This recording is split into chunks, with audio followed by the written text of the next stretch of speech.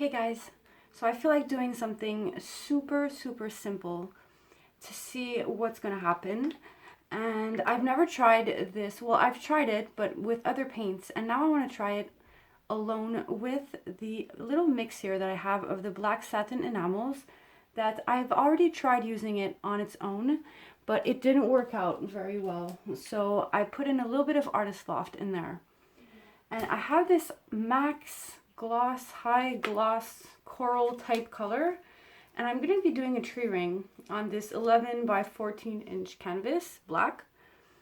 And I want to use just like, there, I'll empty the whole thing. You see it's pretty thin. It's really thin. Oops. And I'm going to use just those two colors. Now I did add some Liquitex pouring medium into here. And I'm going to add some in here too. Let's see what that looks like. What will that give here?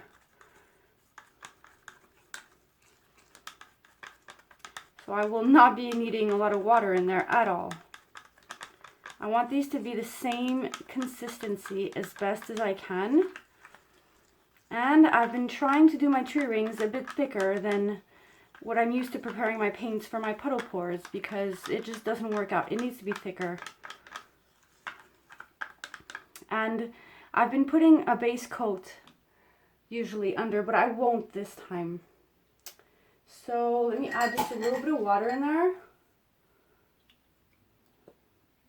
When you're working with a new brand of paint that you're not used to using, don't add as much water as you normally would for another brand at first, because I've noticed that some paints, you add a little bit of water and it goes a long way. So you see that's pretty good there. It's still a bit thick. There.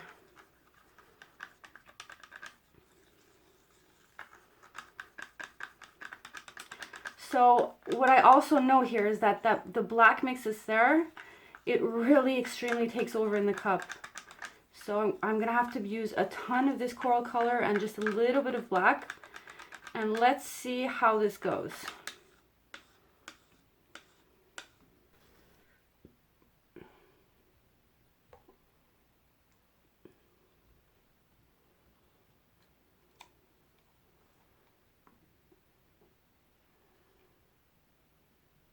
Every single time I think to myself there isn't enough, and then I add in more and I kind of ruin it. It takes over. So I'm just going to really try and trust my gut here.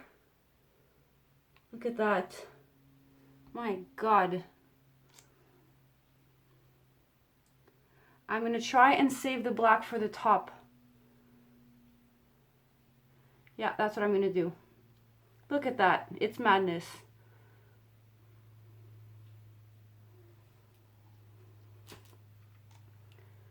And I'll leave that on top.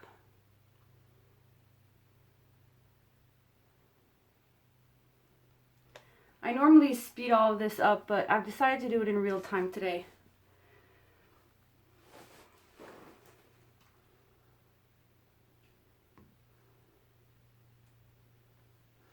Yeah, that's maybe not the nicest start here, eh? But I mean, I'm going to be covering the whole thing, so who cares?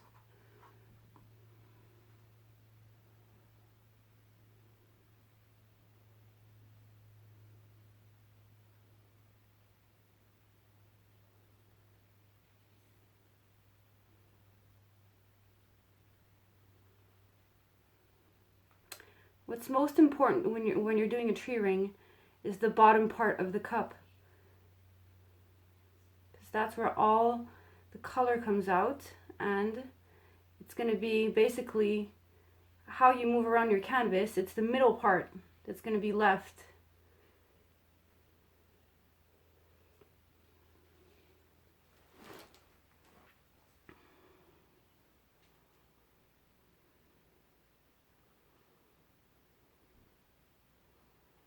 You're going to see in real time, I really go slowly. I usually speed this up times 2 or 3. I find that it makes a huge difference when stretching it all out. If you've tried the cloud pour, the cloud effect I mean, the best way is to really take your time and let it spread if you want that middle part to really come out there.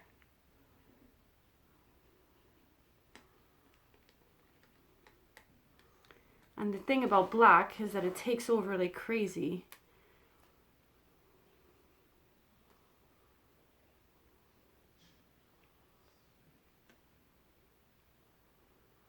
And I'm always trying to get my middle, my center, to not drip off the whole canvas, which is hard when you haven't put any paint underneath.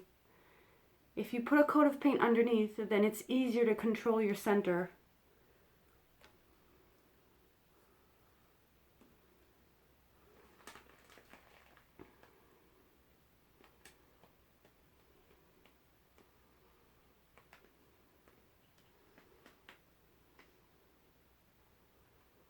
I didn't want to lose this part here.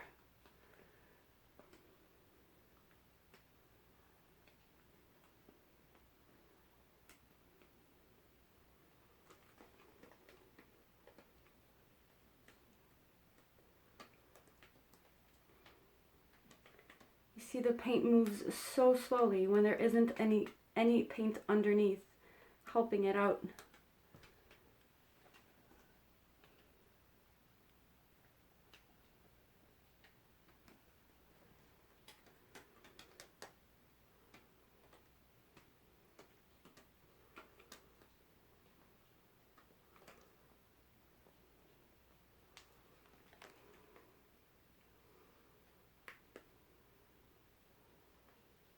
Yay! It's kind of cool, that coral color. Not my fave, but this represents simple is best, right? Uncentered, like I love it. Alright, I'll give this some time and I'll be back. Alright you guys, so I just sprayed a little bit of diluted dish soap in this area here. Now, it's been about 5 minutes and I'm looking at this area here and I'm loving it. It's very cloudy. Not like the cloudy effect at all. It's just misty kind of. Anyways, I'm loving it. But I want some effects in this area here. So I'm just going to spray again a little bit.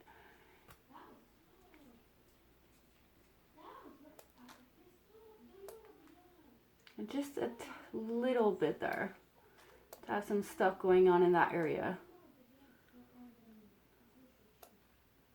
And it's working. It's really working well.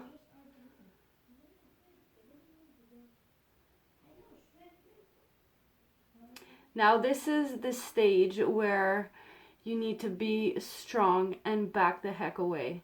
Because it's so fun to see the reaction that all you want to do is just go and spray like a mad person and yay, it's so fun, ha ha ha. But no, you have to be strong. So I'm going to represent here and do as I say and be strong. Just one more, right there, one more there.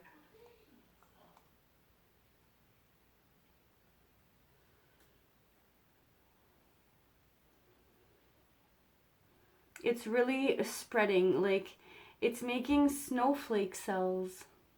They look like little mini snowflakes. And that's probably because of the brands of paint. They're different brands than when I usually use the diluted dish soap. This is just water and a little bit of dish soap. With the DecoArt and the Americana and the Artist Loft, sorry. It makes pretty perfect cells, but you see here I'm getting all kinds of different things that I don't usually get. This is so awesome here.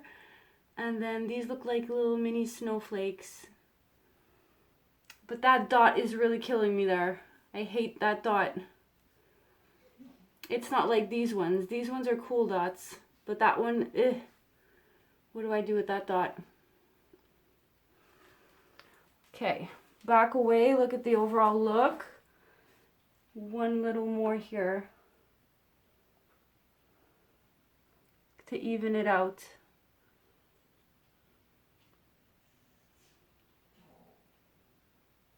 And then let's try and fix the dot.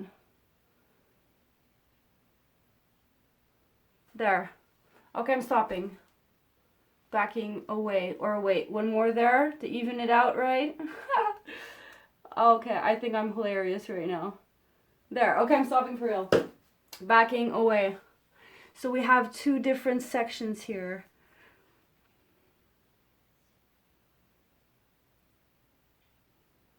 I'm loving it. Okay, I'll bring this in for you. Alright, you guys, so I gave this some time finally. Instead of filming right away, this is maybe 15 minutes later because I could see that some of the black was coming out on the right side here. It's really hard to see on the camera what I see because the coral color looks really dull here. It looks like beige, and it's much more pink in reality. And the fogginess, that's what the word I was looking for before. And this area here, super cool. But yeah, I waited because you can see there's cells appearing. The black somehow, I don't know what's happening, but there's cells appearing. And there you can see my little snowflakes.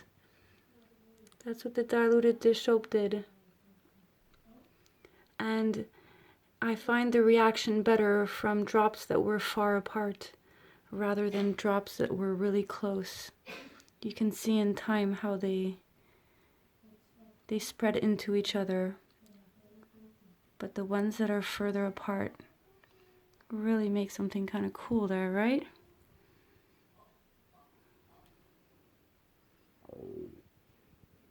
Oh, I'm loving this. Yay. Stay tuned for the dried result.